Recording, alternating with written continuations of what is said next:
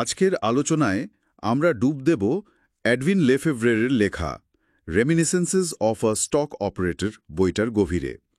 বইটা তো আসলে জেসি লিভারমোর নামের এক বিখ্যাত, বলা যায় কিংবদন্তি স্টক অপারেটরের জীবনের একটা কাল্পনিক চিত্র, কিন্তু ট্রেডিংয়ের দুনিয়ায় এটা ক্লাসিক। একদম, প্রায় বাইবেলের মতো ধরা হয়। হ্যাঁ, তো আমরা চেষ্টা করব নতুন যারা ট্রেডিং বা বিনিয়োগে আসছেন তাদের জন্য এই বইয়ের মূল কথাগুলো সহজ করে তুলে ধরতে। ঠিক, প্রায় ১০০ বছর হয়ে গেল বইটা বেরিয়েছে, কিন্তু এর গুরুত্ব আবেদনটা একটুও কমেনি। কারণটা খুব সোজা। বাজারের ওঠানামার পেছনে যে মানুষের সাইকোলজি কাজ করে, ভয়, লোভ, আশা, এগুলো তো একই রয়ে গেছে, তাই না? ঠিক তাই। আমরা দেখব লিভারমোরের ট্রেডিংয়ের মূল ভাবনাটা কী ছিল, কোন কোন কৌশল উনি ব্যবহার করতেন যা এখনও কাজে লাগে, ঝুঁকি সামলানোর ব্যাপারে ওনার সবচেয়ে বড় শিক্ষা, আর কোন ভুলগুলো এড়িয়ে চলতে বলেছেন। হ্যাঁ, আর ওই যে বললেন আধুনিক ট্রেন্ড ফলোয়ার যেমন মাইকেল কোভেল, তাদের ভাবনার সাথে ওনার মিল বা অমিল কোথায়, সেটাও তো একটা ইন্টারেস্টিং দিক। অবশ্যই, সেটাও দেখব। আচ্ছা, লিভারমোরের শুরুটা তো খুব অল্প বয়সে, ওই কি বলে বাকেট শপ থেকে। এই বাকেট শপ জিনিসটা ঠিক কি ছিল তখন? হ্যাঁ, বাকেট শপ, দেখুন, এগুলো আজকের ব্রোকারেজ ফার্মের মতো ছিল না মোটেও। সেখানে সত্যি সত্যি শেয়ার কেনা বেচা হতো না, বরং শেয়ারের দামের উপর বাজি ধরা হতো, অনেকটা জুয়ার মতো। লিভারমোর ওখানে কাজ করতেন কোটেশন বোর্ডে দাম লেখার। ও আচ্ছা।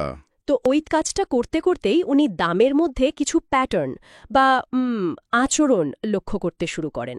উনি দেখতেন কিছু শেয়ারের দাম হয়তো বাড়ার আগে বা কমার আগে নির্দিষ্ট কিছু ইঙ্গিত দেয়। এটাই কি টেপ রিডিং? ঠিক ধরেছেন, এটাই টেপ রিডিং। কোনো চার্ট বা ফান্ডামেন্টাল না দেখে শুধু দামের মুভমেন্ট দেখেই সিদ্ধান্ত নেওয়া। শুরুতে উনি এটাকে প্রায় একটা গাণিতিক ফর্মুলা ভাবতেন। তার মানে আজকের যে টেকনিক্যাল অ্যানালিসিস, তারই একটা খুব প্রাথমিক রূপ বলা যায়। হ্যাঁ, অনেকটা তাই। যেমন ধরুন, মাইকেল কোভেল বলেন না, price is the best indicator. দামই সব বলে দেয়। ছোট মুভমেন্ট থেকেই লাভ করার চেষ্টা করতেন, কিন্তু পরে উনি বুঝলেন শুধু এটা যথেষ্ট না, বাজারের বড় ছবিটা দেখা দরকার। সামগ্রিক ট্রেন্ডটা কোন দিকে যাচ্ছে, দেশের অর্থনীতির অবস্থা কেমন, এগুলো বোঝা আরও জরুরি। উনি নিজেই বলেছেন এই উপলব্ধিটা ছিল ওনার জন্য জুয়া থেকে স্পেকুলেশনে উত্তরণ। এই স্পেকুলেশনের জন্য কি উনি বিশেষ কিছু কৌশল ব্যবহার করতেন? বইতে তো পিরামিডিংয়ের মতো কিছু কৌশলের কথা আছে। হ্যাঁ, কয়েকটা দারুণ কৌশল ছিল। যেমন, উনি স্টকের পুরনো পারফরমেন্সের রেকর্ড হিস্ট্রিটা মনে রাখতেন। মজা করে বলতেন dope shit. Dope shit, interesting. হ্যাঁ, আর পিরামিডিং হলো যখন একটা স্টক কিনেছেন আর সেটার দাম বাড়ছে, তখন উনি আরও কিনতেন। জেতা ঘোড়ার ওপর বাজি বাড়ানো আর কি। কিন্তু এটা তো বেশ রিস্কি হতে পারে, তাই না? অবশ্যই, যদি ঠিকমতো ম্যানেজ না করা যায় তাহলে খুবই ঝুঁকিপূর্ণ। আরেকটা কৌশল ছিল, ধরুন বড় কোনো কেনাবেচা করার আগে উনি বাজারটা একটু পরীক্ষা করে নিতেন। যেমন, হয়তো 10,000 শেয়ার বেচার অর্ডার দিয়ে দেখতেন বাজার কতটা সহজে সেটা হজম করতে পারছে, দাম পড়ছে কিনা। এতে বাজারের ভেতরের শক্তিটা বোঝা যেত। কিন্তু ওনার সবচেয়ে বিখ্যাত কৌশল তো বোধহয় ওই সিটিং টাইট ব্যাপারটা, ধৈর্য ধরে বসে থাকা। একদম, নিঃসন্দেহে ওটাই। লিভারমোর নিজেই বলেছেন ওনার জীবনের বড় লাভগুলো প্ল্যান করে বা মাথা খাটিয়ে আসেনি, এসেছে সঠিক পজিশনটা নেওয়ার পর ধৈর্য ধরে বসে থেকে।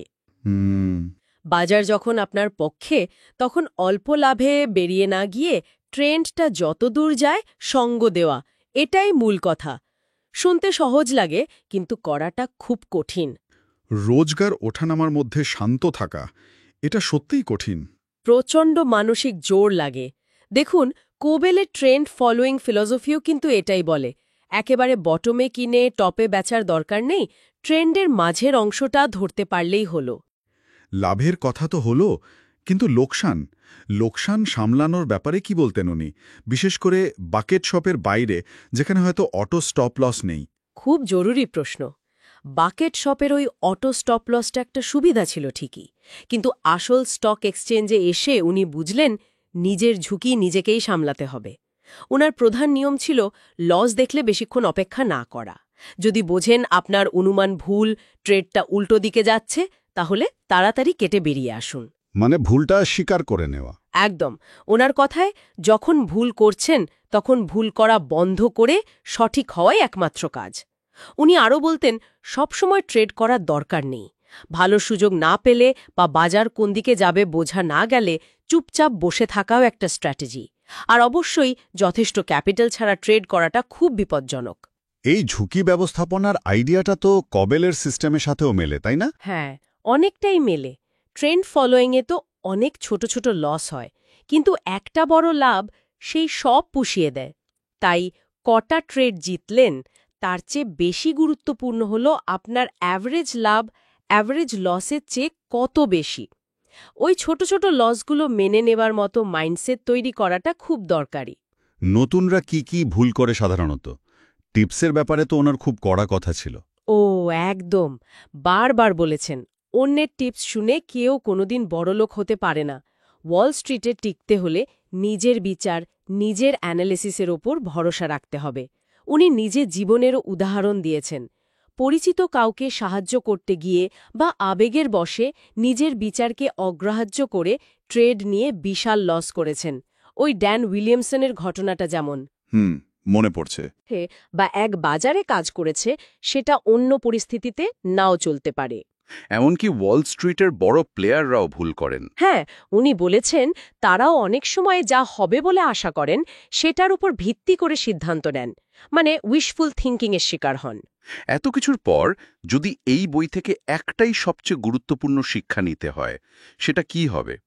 আমার তো এই বিখ্যাত কোটটাই মনে পড়ছে, আমার বড় লাভগুলো চিন্তা করে আসেনি, এসেছে বসে থেকে, ধৈর্য ধরে বসে থেকে।